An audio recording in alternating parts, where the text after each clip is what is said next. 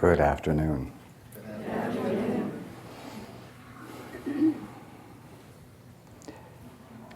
We will begin with questions.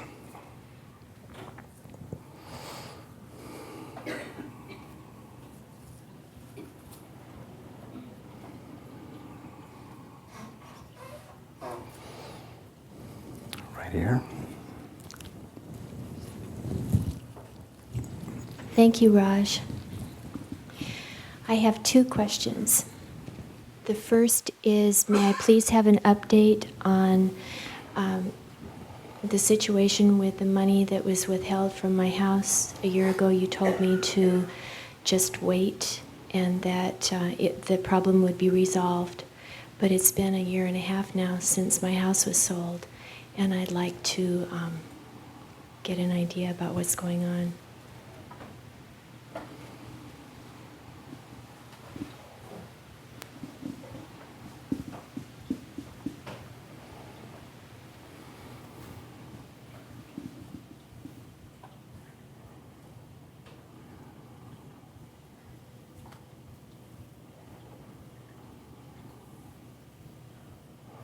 Exactly what needs to be going on.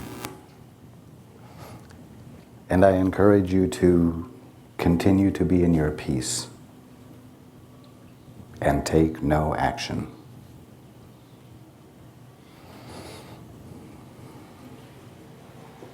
Can you give me any idea about a timeline, or should I just That would upset? that would mean patience wasn't called for. Indeed. And patience is a matter of actively being in your peace, isn't it? Yes. Yes. If I gave you a time, you would say, then I can be in control again. Right.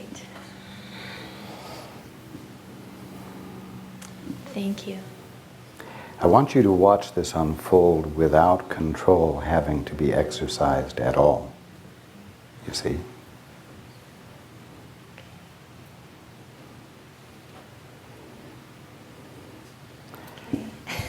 How can you ever arrive at a point where you are really able to practice trust if you don't discover that you aren't responsible for your good?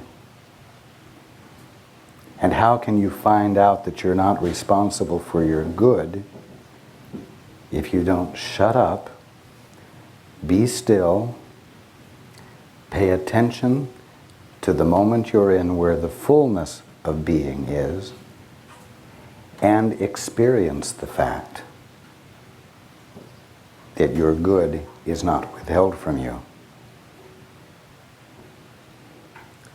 If you can always, sooner or later, exercise a little bit of control and fool yourself into thinking that you have made things better, you will never arrive at the point where trust comes into play. And by never arriving at a point where trust comes into play, you'll never arrive at a point of discovering that there really is a God.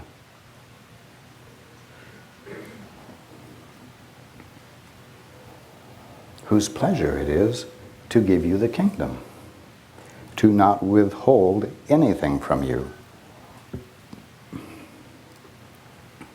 The gift of your wholeness is always being given, and you are the gift.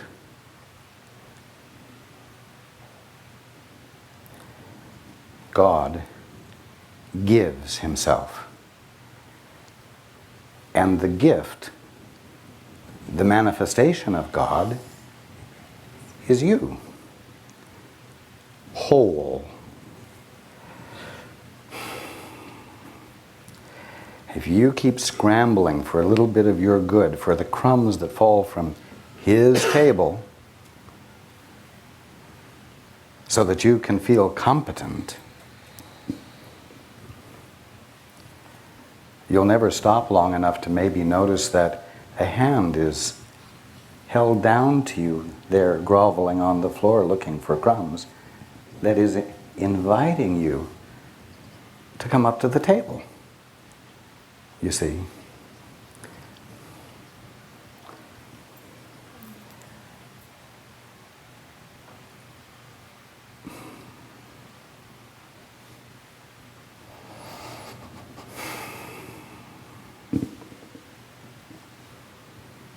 That's just one part of it, isn't it? I just got this whole picture. The property was just one part. It's all of it.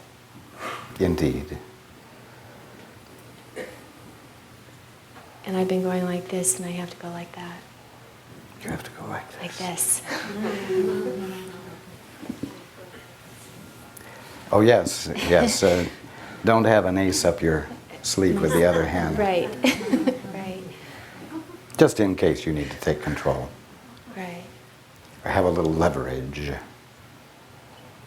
to make sure your good comes into your experience. Right.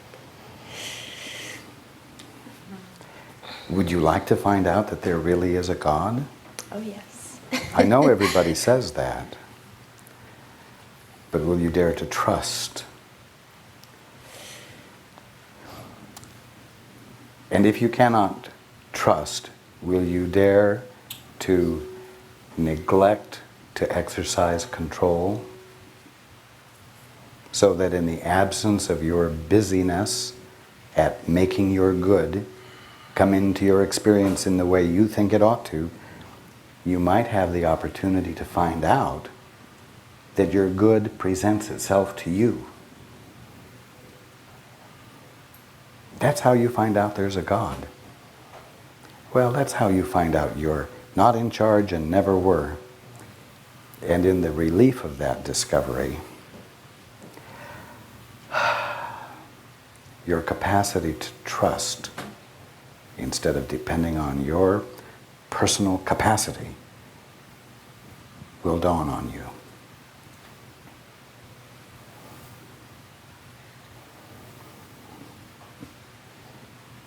You told me once, you said something like, if you had all and it said nothing about you, what would your life be like?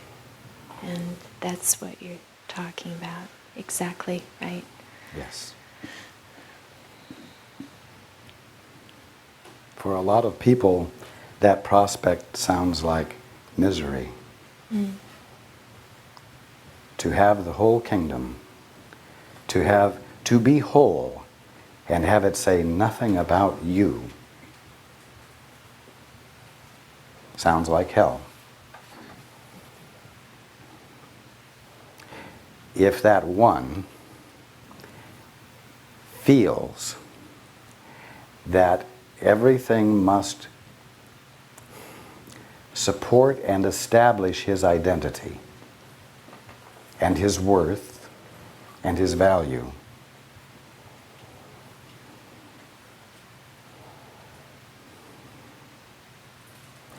you see, a birthright just is what is. Which means to have what it is your birthright to have not only doesn't need to be achieved, it can't be achieved. And if you have become conditioned to be an achiever, then the experience of reality will look like hell, because it will not tell you anything about yourself. You see, it won't substantiate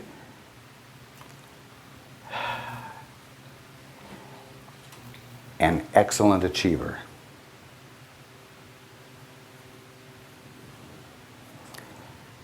So to one who is in the achieving mode, whose ethics and concepts all feed into the success of being an achiever, being the Son of God being the expression of God, being the presence of God, that the achiever is not in any way responsible for, feels humiliating.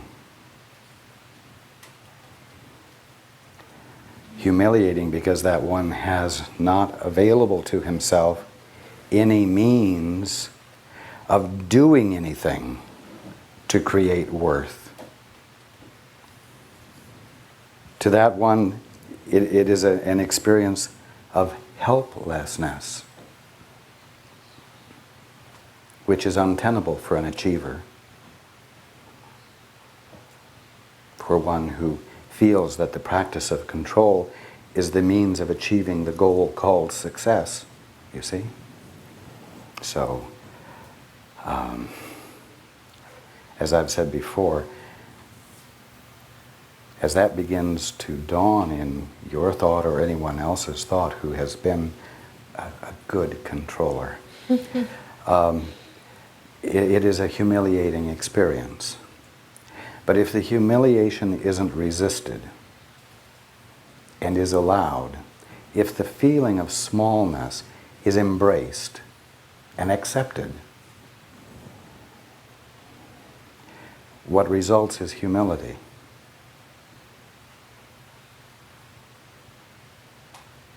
And you might say that that humility is the threshold over which the fullness of God flows into expression, right there where the so-called controller thought he was supposed to be something on his own, or she was supposed to be something on her own.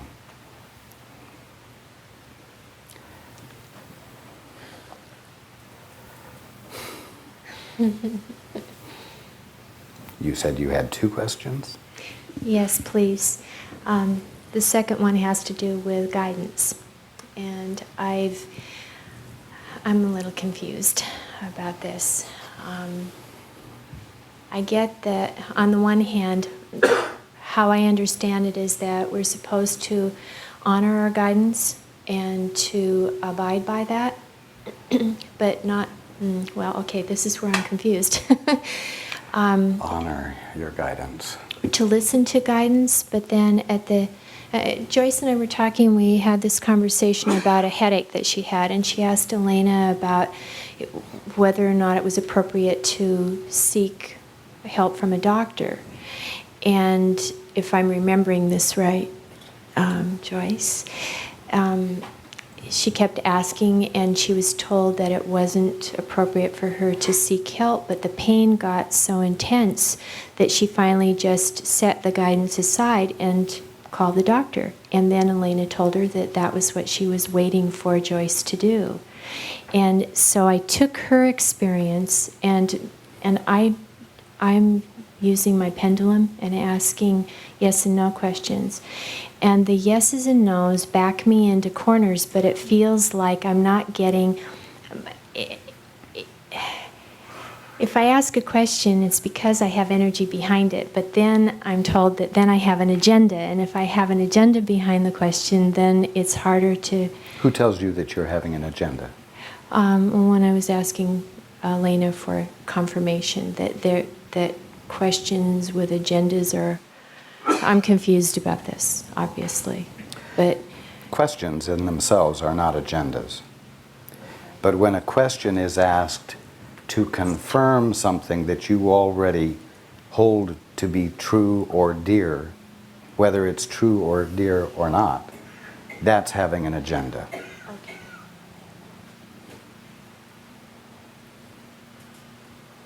Now, I sort of cringed when you said honor your guidance, because you are not to override your integrity, ever. And if guidance seems to override what you feel comfortable with, then do not act on it. Ask more questions.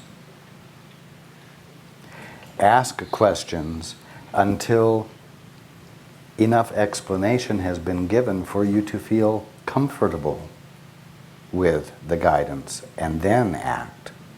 then you are acting out of your integrity rather than out of obedience. You see? Well, how do you know if it's integrity or your ego?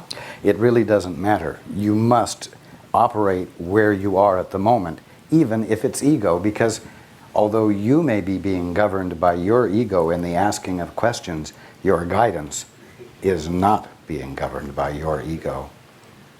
Okay. So always, always do the only thing you really can do, and that is honestly be from where you are at the moment.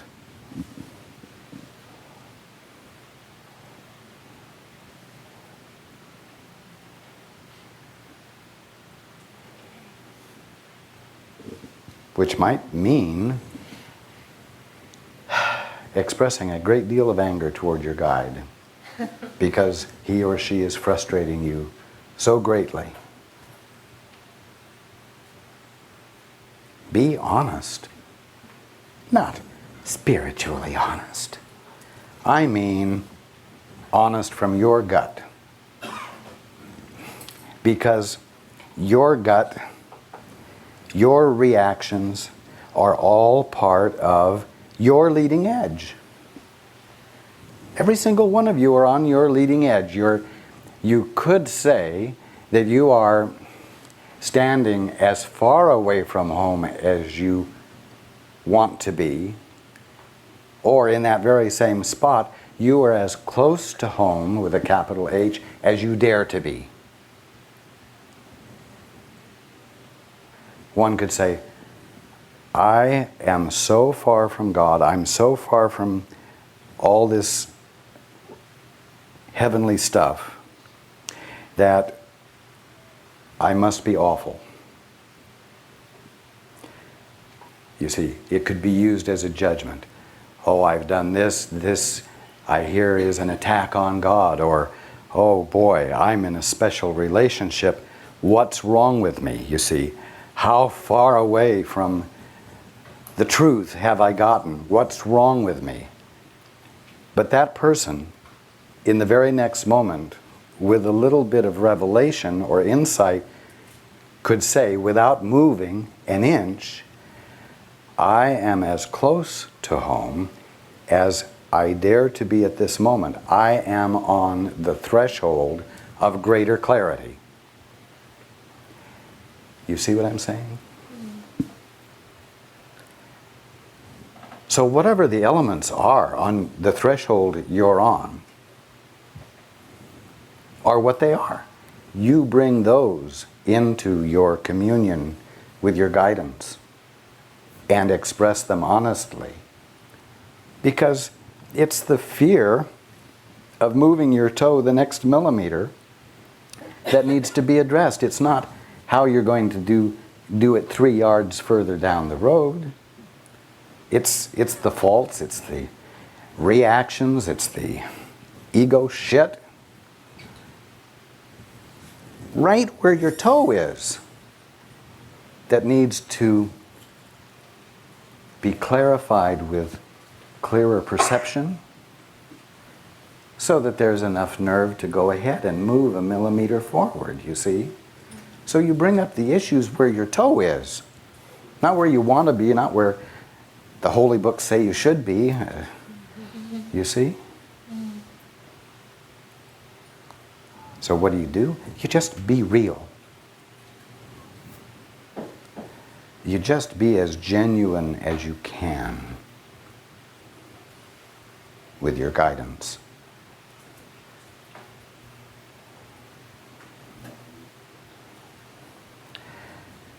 When you say you get backed into a corner, it really means always that you're getting backed into the place where specific breakthrough can occur with the greatest ease.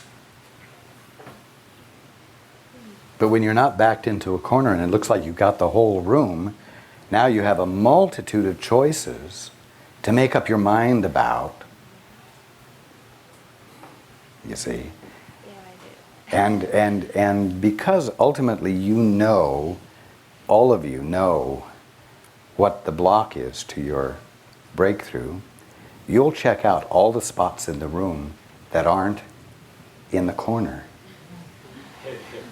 You see, you listen to guidance, and guidance will unerringly move you into the corner.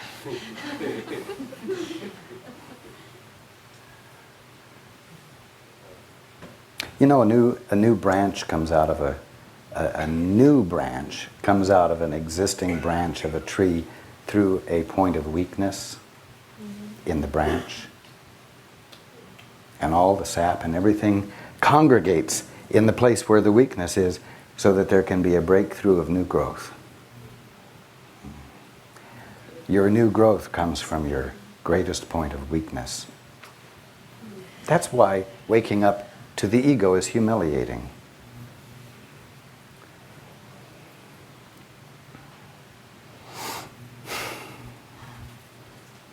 It's the most wonderful thing in the world.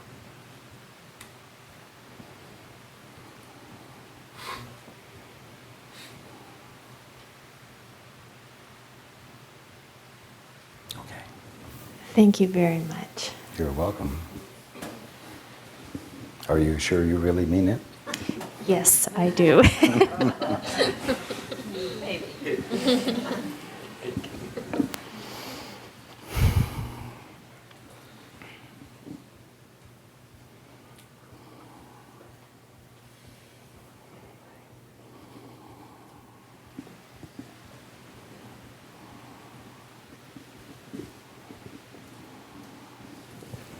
Hands. In the blue coat.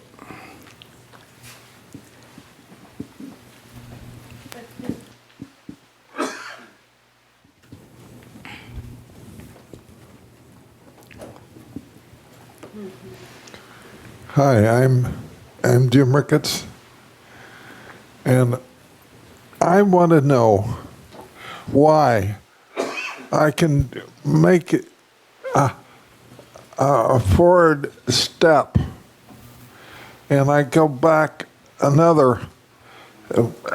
back somewhere else. I cannot get any better. I'm fit for over a year to try to get better, and it just everything I get better, something else goes bad. Do I want to be always feeling this way, or how do I do it? How can they change things so I can get better and stay there? Did I say it right? You said it perfectly.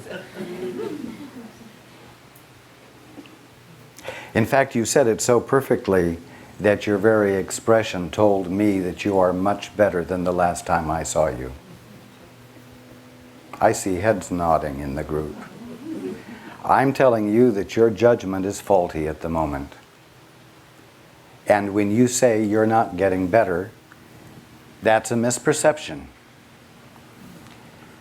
And I'm going to ask you to dare to trust that my perception may be a little bit clearer than yours. And if you think that might be foolish, then I want you to, just on the basis of what everyone has just heard you say, ask them during the break to tell you what their perception of you is. I can look like anything better, but I'm not talking about looking better. I'm talking about your energy. I'm talking about your presence. I'm talking about clarity. I'm talking about you. Now, here's what you need to deal with.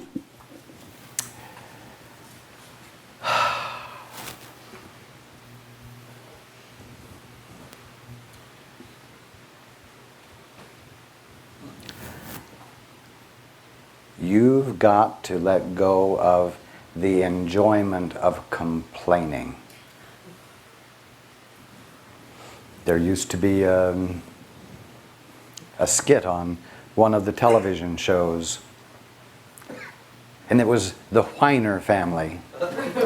And Wendy Weiner was one of the daughters. And this family whined about everything. It was their style, and they knew how to live their style to the fullest. And I'm telling you, stop it. If you have something to say thank you about, say thank you. If you have something that you can't say thank you about yet, don't curse it. And don't gripe about it. Let there be a willingness and a curiosity to watch that become one of the things that you can be grateful about.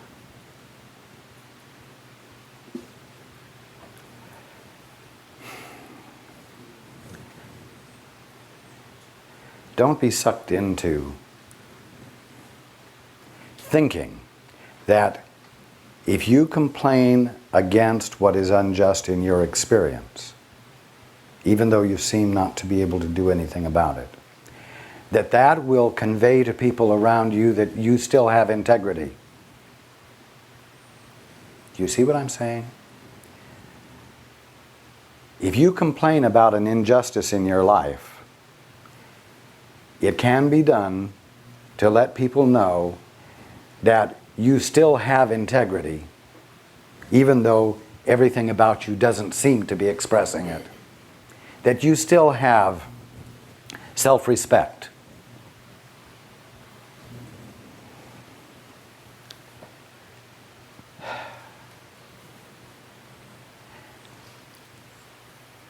But if you let that become a style, you just turn into a crotchety old man. Your integrity is expressed in your appreciation of the good that has happened. Your integrity was more clearly expressed in your remarks just a moment ago than 4 months ago. Your integrity is expressed without registering complaints.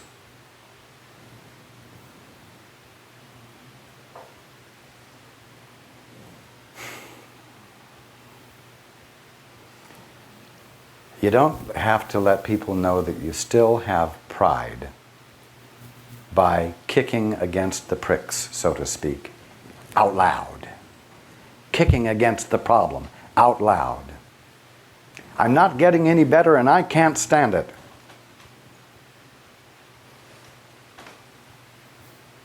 Well, good. But don't tell everybody about it. If you can't stand it, griping isn't going to improve the situation. If you can't stand it, what do? You stand in that place of not being able to stand it. And you pay attention to what's going on in you.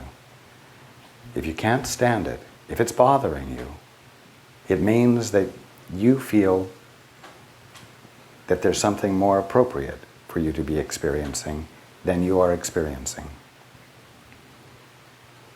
Now, did that awareness come from the ego? From a negative place? No. It comes from an innate memory of the divine one you are. And so you say, oh, yeah, I can't stand this. I can't accept this. I can't embrace this and relax with it. So I'm not going to. I'm going to include this that seems to be less than perfect in my basket of things that I expect to experience healing of, that I expect to experience greater clarity about, which would be called healing. You see?